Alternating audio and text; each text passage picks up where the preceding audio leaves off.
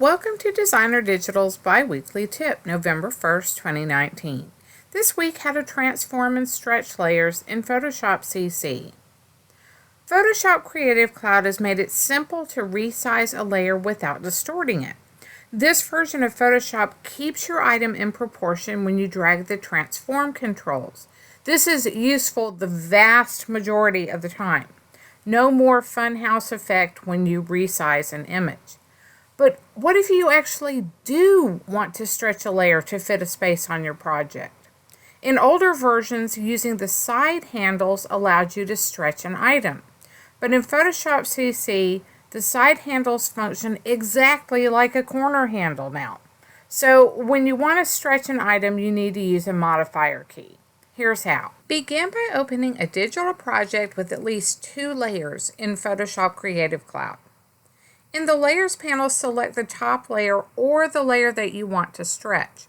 I want to stretch this happiness title, so I'll select the title, and then over in the Layers panel, you'll know it's selected because it will become highlighted. Press Ctrl-T or on a Mac system Command-T on the keyboard to activate the transform controls. The transform controls form a box around the item that you want to stretch. And then you'll see in each of the corners and on the sides there's a little square handle. Drag a corner handle to resize the layer. When you drag, you'll see that it's resizing it in proportion.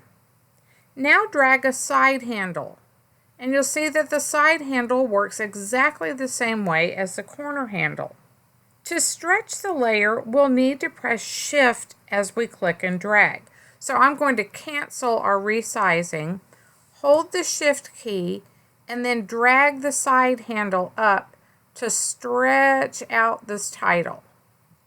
Holding the Shift key releases the proportion restraints, and it allows you to stretch out the layer either side to side or top to bottom. So I could take these side handles and make it short and squatty, or I can use the top and bottom handles to stretch it, make it taller. This handy trick allows you to customize your layer when you don't mind distorting it horizontally or vertically. I'm going to go ahead and hit this check mark up here in the options bar to confirm the change. Thanks so much for watching this week's video, and be sure to check back in 2 weeks for another Designer Digitals tip.